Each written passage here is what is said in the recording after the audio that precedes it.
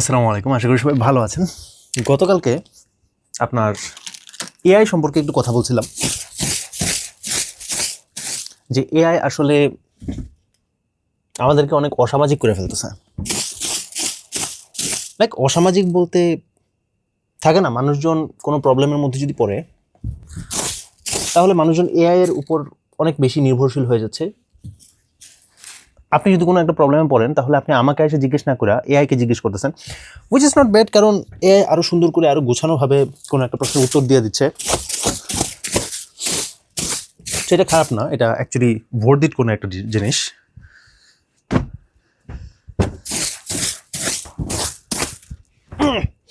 কিন্তু এর মাধ্যমে যেটা হয়েছে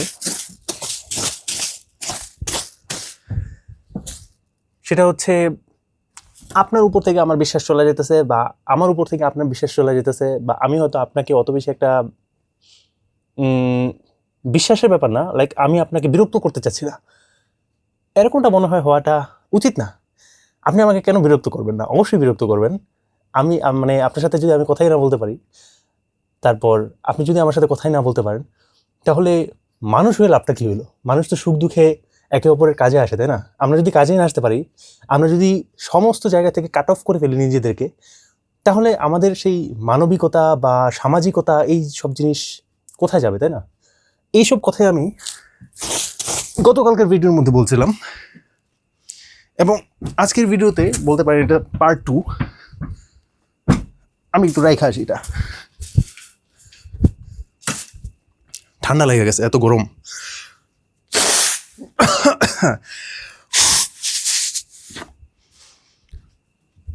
ওকে ফাইন।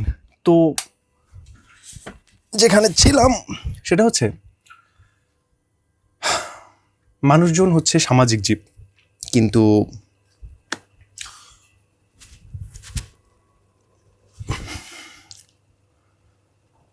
আমরা আমাদের সামাজিকতা যুগের পর যুগ মনে হচ্ছে যে হারায় ফেলতেছি।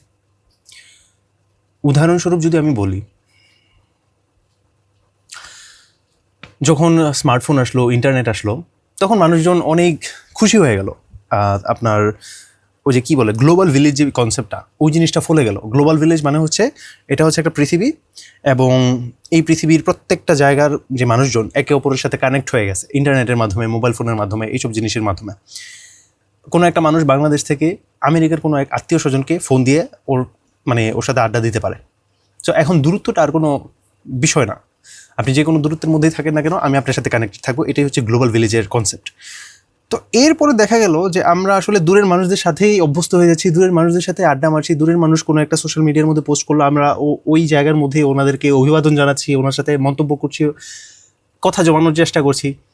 আর আমার পাশে যেই মানুষটা, হয়তো আমার মা, হয়তো আমার বোন, আমার ভাই, আমার কোনো এক বন্ধু, যার সাথে সারা স্কুল জীবন আমি ওর সাথে খেলাধুলা করছি, আড্ডা মারছি, গল্প করছি, কিন্তু আমার কাছে স্মার্টফোন আসার পর ওই বন্ধু, আমার যেই ঘনিষ্ঠ বন্ধু, মানে ওর সাথে কথা বলাটা মনে হয় বন্ধ হয়ে যাচ্ছে। আমি ভাবছি যে ও বিভিন্ন পোস্ট করছে, আমি সেই জায়গার মধ্যে লাইক দিচ্ছি বা ওর সাথে একটু কমেন্ট করছি, দ্যাটস এনাফ। দ্যাটস আমি ভাবছি that is enough, but it is not. এখন আমার সামনের বন্ধুও কিন্তু এটাই ভাবতেছে যে আরে আমার বন্ধু কোনো একটা পোস্ট দিচ্ছে, সেই জায়গার মধ্যে, সেই পোস্টের মধ্যে আমি একটা লাইক দিয়ে দিলাম, একটা কমেন্ট করে দিলাম, that may be enough. Actually that is not. কারণ কি জানেন? কারণ হচ্ছে আমার বন্ধু অথবা আমি সোশ্যাল মিডিয়ার মধ্যে আমার সবচেয়ে বেস্ট যেই মুহূর্তগুলো আমি সেইগুলো আপলোড করছি।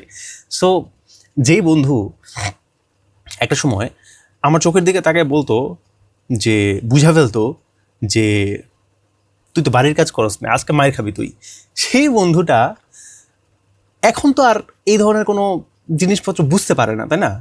ও আমার পোস্ট দেখে তো বুঝবে না, তাই না? কেউ বুঝবে না। আপনি আপনার পছন্দের বন্ধু, যার মানে আপনি দেখেই বুঝে ফেলবেন যে বন্ধু তোর নিশ্চয়ই চাপে ধরছে, তুই নিশ্চয়ই 1 নম্বর করতে যাবি, তুই কইতে পারতাছস না, বা তোর অথবা অথবা ধরেন মানে টিচার মারতাছে, বুঝছেন, হোমওয়ার্ক করেন দেখে টিচার মারতাছে, এখন বন্ধু তো বলছে স্যার আমার 1 নম্বর পাইছে, এখন এই দিক দিয়ে বন্ধু তোর বুটেও 1 নম্বর চাপে নাই, তুই মিশা কথা কইতেছ বাঁচার জন্য। আচ্ছা যেহেতু তুই বাঁচাচ্ছিস আমাকে বাঁচায় নিয়ে আসা, ঠিক আছে। এই যে ঘনিষ্ঠতা, এই যে অথেন্টিসিটি, এইসব জিনিস আসলে বাইরে যাইতেছে আস্তে আস্তে। সময়ের সাথে সাথে বাড়াটা আসলে এটা স্বাভাবিক, কারণ আমাদের বাপদাদা যারা হয়তো স্মার্টফোনের সাথে জড়িত ছিল না, হয়তো মুঠোফোনের সাথেও জড়িত ছিল না, আমি দাদাদের কথা বলি, দাদারা মুঠোফোনের সাথে তো জড়িত ছিল না। তো ওরা যখন স্কুল না মানে লাইক শৈশব থেকে কৈশোরে পা দিল, কৈশোর থেকে তারুণ্যে পা দিল, এর মধ্যে একটা এই তারুণ্য পর্যন্ত, শৈশব পর্যন্ত একটা ফ্রেন্ড সার্কেল থাকে, তারুণ্য পর্যন্ত সেই ফ্রেন্ড সার্কেল থাকে, তারুণ্যের পরে আরেকটা ফ্রেন্ড সার্কেল চলে যায়, ফ্রেন্ডস কিন্তু চেঞ্জ হয়। তো চেঞ্জ হওয়াটা খুবই স্বাভাবিক প্রত্যেক জেনারেশনের মধ্যে, বা প্রত্যেক বছরের মধ্যে আমাদের নতুন কিছু ফ্রেন্ড যুক্ত হয়, নতুন নতুন কিছু ফ্রেন্ড এর সাথে আমরা মিশি, নতুন নতুন বন্ধু বানাই, এবং পুরানো কিছু কিছু বন্ধু তাদের সাথে সম্পর্কটা ফেড আপ হয়ে যায়। এটা স্বাভাবিক। কিন্তু আমরা যে জিনিসটা শুরু করছি, বা টেকনোলজির সাথে যুক্ত হয়ে আমরা যে জিনিসটা শুরু করছি, যে এক্সিস্টিং যেই বন্ধুগুলো আছে, লাইক আমরা তাদের সাথেও অত বেশি একটা ঘুলতে মিলতে পারছি না, আমরা অসামাজিক হয়ে যেতেছি। এটা হচ্ছে আমাদের মূল কথা, এটা হচ্ছে আমার মূল কথা।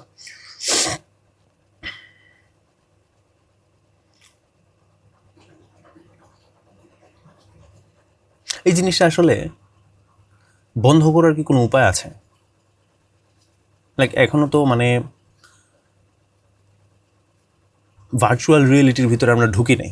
মানে ফেসবুক মেটা এই জিনিসটা নিয়ে আসতে চাচ্ছিল, সে এই জিনিসটা অনেকটা বাস্তবায়ন করে ফেলতেছিল, তারপর বুঝতে পারছে যে আমরা এখনো রেডি না, পৃথিবী সভ্যতা এখনো এই জিনিসটার জন্য রেডি হয় নাই যে সারাদিন ভার্চুয়াল রিয়েলিটির মধ্যে বসে থাকবে। এর জন্য উনি স্টপ করছে। বাট এটা আসতে যাচ্ছে তো, তাই না? আগামী 10 বছর বা 50 বছর পরে এই ভার্চুয়াল রিয়েলিটি বা অন্য একটা ভার্চুয়াল জায়গার মধ্যে আমরা যে চলে যাব, এই জিনিসটা এটা রিয়েল হবে, কোনো না কোনো সময় তো হবে। এখন হয়তো গিয়ার কেনার জন্য আমাদের কাছে অত বেশি টাকা নাই, আমাদের কাছে টাকা নেই, কিন্তু বহির্বিশ্বে টাকা ছিল, তারপরে ওরা কিনে নাই। দ্যাট মিন সভ্যতা এখনো রেডি হয় না এটার জন্য। বাট আমার মনে হচ্ছে যে আমরা আরও বেশি হারায় যাব, যেই জায়গা থেকে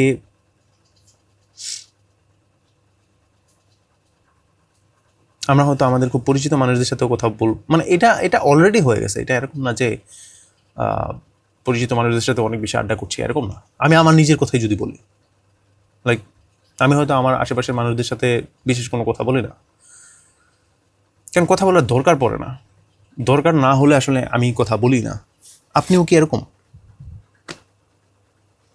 আমাদের কথাবার্তা বা আমাদের আচরণ, আড্ডা, এই মানুষগুলোর সাথেই কিন্তু আমি যখন ছোট ছিলাম, এই মানুষগুলোর আশেপাশের মানুষদের সাথেই কিন্তু, বাচ্চাদের সাথেই কিন্তু আমি যখন ছোট ছিলাম, আমি তাদের সাথে খেলাধুলা করতাম, জোলাভাতি খেলতাম, বা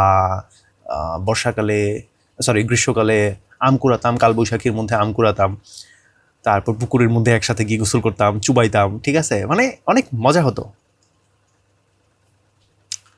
বাসার মধ্যে গিয়ে লুডো খেলতাম, পাশা খেলতাম, আরও অনেক ধরনের খেলাধুলা করতাম, মজা করতাম, আড্ডা মারতাম। যখন রাত্রিবেলা কারেন্ট থাকতো না,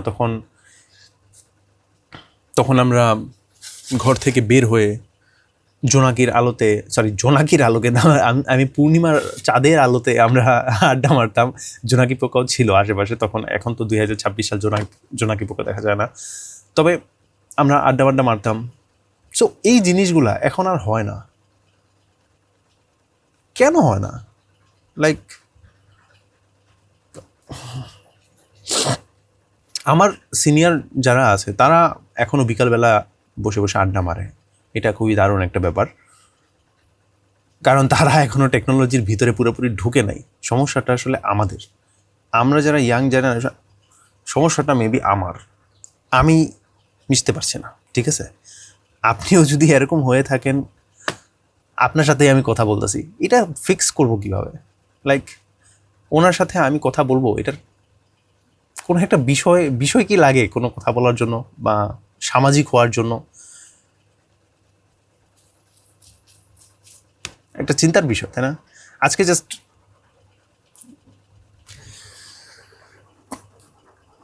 জাস্ট কোনো মানে স্পেশাল কোনো কথা নেই, আমি জাস্ট এমনি ক্যামেরাটা খুলা বসলাম আর কি।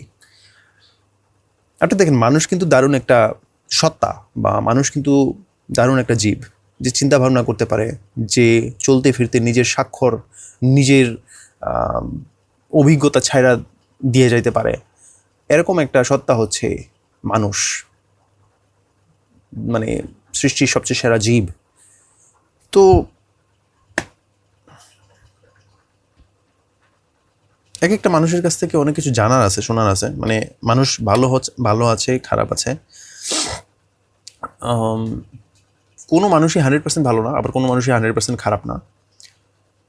তো কোনো একটা মানুষকে, মানে শতভাগ ভালো কোনো একটা মানুষকে কি আমরা, সরি, বা শতভাগ না, মানে ধরেন 99% খারাপ একটা মানুষকে আমরা কি ভালো করতে পারি? ওই 1% ভালোর যে ব্যাপার আছে ওর মধ্যে, ওই অবশিষ্ট 1% ভালোকে টান দিয়ে কি আমরা ওকে ভালো করতে পারি?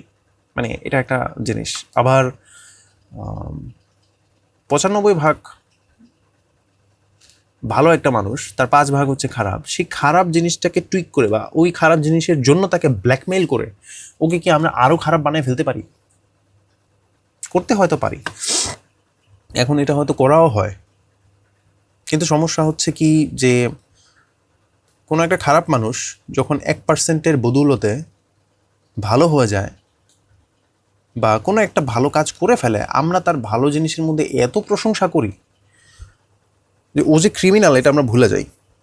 ঠিক আছে, ফাইন, সে ভালো একটা কাজ করছে, কিন্তু এই ভালো কাজটা করার পরেও দেখা গেল যে সে আবার একটা ক্রাইম করে ফেলছে, কিন্তু আমরা তারপরও ওকে তেল মারতেছি যদি সে পাওয়ারফুল হয়, যে আরে ভাইজান আপনি তো ওই জিনিসটা করছেন, সেই জিনিসটা করছেন, কত দারুণ একটা মানুষ আপনি, আহা চস, আপনার মতো মানুষ হয়। জাস্ট ও পাওয়ারফুল বলে আমরা জাস্ট তেল মারে যেতেছি ওর 1% ভালোর জিনিসের জন্য। অন্যদিকে কোনো একটা ভালো মানুষ যে কিনা 95% মানুষ, ম্যাক্সিমাম হচ্ছে ভালো মানুষ উনি, ঠিক আছে, কোনো মানে ক্রাইম টাইম বিশেষ কিছু একটা করা নেই, কিন্তু কোনো একটা জায়গাতে হয়তো সে একটু কোনো একটা মানুষের সাথে খারাপ আচরণ করে ফেলছে, কোনো একটা মানুষের সাথে, সেই একদিনের আচরণের জন্য তাকে হয়তো অনেক দিন ধরে খারাপ কথা শুনতে হবে, just because he is not that powerful.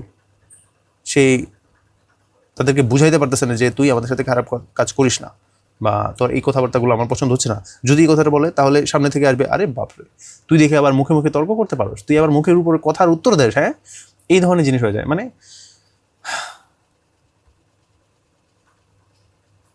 খারাপ মানুষদের আলাদা একটা এজ আছে, তাই না? খারাপ মানুষদেরকে সবাই একটু ভয় পায়, তো ওই ভয় থেকে যদি কোনো একটা ভালো কাজ করেও ফেলে, সেই ভালো কাজটাকেই সমীহ করে তাকে ভক্তি প্রদর্শন করে তাকে মাথায় উঠে ফেলে। ভালো মানুষরা, ভিলেনরা, অবশ্য এটা আলাদা একটা টপিক, এটা নিয়ে পরবর্তী কোনো একটা সময় কথা বলবো না। ভিলেনও আসলে একদিনে তো ভিলেন হয় না, সমাজের চাপে পড়ে অনেকে ভিলেন হয়ে যায়। ভিলেনদের একটা ব্যাক স্টোরি থাকে, সব ভিলেন আসলে একটা সময় দেখা যায় যে ভালোই ছিল, কোনো একটা ট্র্যাজেডির কারণে ও হয়তো খারাপ হয়ে গেছে। তো আজকের টপিক আসলে সেটা না। আজকের টপিক, আমি কি আজকের টপিক ধরছি? আজকে কি টপিক?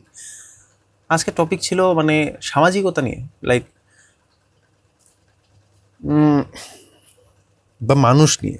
মানুষজন আগে একটা সময় ছিল যে, আবার কি রিপিট করতেছে আমি না, আপনি মানে আমি সাধারণত 10 মিনিট একটানা মোটামুটি খুব পাওয়ারফুল বা খুব মানে একটানা কথা বলতে পারি। এটা হচ্ছে আমার স্ট্যামিনা, কথা বলার স্ট্যামিনা, 10 মিনিট কথা বলতে পারি। কিন্তু আজকে আমি 10 মিনিট কথা বলতে পারি না, মানে কথা বকবক করছি, কিন্তু আমার মনে হচ্ছে যে আমি ছাড়াভাবে কথা বলছি, তাই না? বাট ইটস ওকে, ছাড়া মাঝে মধ্যে ভিডিও বানানো অফ করা যাবে না, ঠিক আছে? ছাড়া কথা বলো, উদ্দেশ্যহীন কথা বলো, চুপচাপ বসে থাকো, আই থিঙ্ক এনাফ। আমার কাছে কি মনে হয় জানেন, মানে কোনো একটা মানুষ যদি ইউটিউব চ্যানেল খোলে এবং সেই জায়গার মধ্যে যদি সে চুপচাপ করে বসে থাকে এবং প্রত্যেকদিন এই বসে থাকার চুপচাপ নীরবতার ভিডিওগুলোই আপলোড করতে থাকে, আমার মনে হয় তারও একটা সাবস্ক্রাইবার বা একটা ফ্যান বেস চলে আসবে, ফ্যান বেস হয়ে যাবে। কারণ ইউটিউব দেখি যে ও আসলে মানে কনসিস্টেন্সিকে অনেক বেশি পছন্দ করে। মানে আপনি কনসিস্টেন্টভাবে ভিডিও আপলোড করছেন, আপনি যেটা খুশি সেটা করেন, লাইক আপনি হয়তো মানে এনিথিং, দরজা কেমনে লাগায়, পানি কেমনে পান করে পানি কেমনে পান করে, তারপর ধরেন কিভাবে বসতে হয়, এই ধরনের জিনিসপত্র সিরিয়াসভাবে বানায় ভিডিওগুলো, বুঝছেন? যে আপনি পানি খাবেন হচ্ছে বোতলের মুখগুলা খুলবেন, এরপর ঢক ঢক ঢক ঢক করে পানি খাবেন, ঠিক আছে? এই ধরনের বেসিক জিনিসপত্র, এরকম না যে এটা কমেডি ভিডিও হচ্ছে, এরকমও না, সিরিয়াসভাবে ভিডিও বানাইতেছে এবং ওইসব ভিডিওর মধ্যে মিলিয়ন ভিউজ। আই মিন আপনি কনসিস্টেন্ট থাকেন, কোনো না কোনো ভিডিও হিট হয়ে যাবে, হিট হওয়ার পরে গিয়ে আপনার অন্যান্য ভিডিওগুলো ইয়ে হয়ে যাবে। তো আমি কি এই মুহূর্তে আরও অসামাজিক হওয়ার কোনো একটা ইয়ে দিলাম? কারণ আমি যে ভিডিও বানাইতেছি, আমি আপনার সাথে ক্যামেরার সাথে কথা বলতেছি, আমি জানি না আপনি যারা ভিডিও দেখতেছেন তাদের সাথে আমার কখনো দেখা সাক্ষাৎ হবে কি হবে না, বাট এই মুহূর্তে তো আমি অসামাজিক, তাই না? আমি অন্য আশেপাশের মানুষদের সাথে কথাবার্তা বলছি না, আমি বলছি একটা জড় পদার্থ, মানে এই ক্যামেরার সামনে, এই জড় পদার্থের সামনে আমি কথা বলতেছি। সো আমি তো এই মুহূর্তে অসামাজিক, তাই না? যথেষ্ট অসামাজিক। কি আর করার, আমি কি করব? আজকের মতো তাহলে এই ভিডিওটা আজকের মতো এই জায়গাতে শেষ করে ফেলি, কারণ ক্যামেরা অন রাখলে জাস্ট কথা বলতেই থাকবো আর ছবি আপনাকে দেখাই দেবো। ছবি দেখেন আপনার কেমন লাগে ছবিটা। এবং আজকের মতো এই পর্যন্তই। আসসালামু আলাইকুম, ভালো থাকবেন।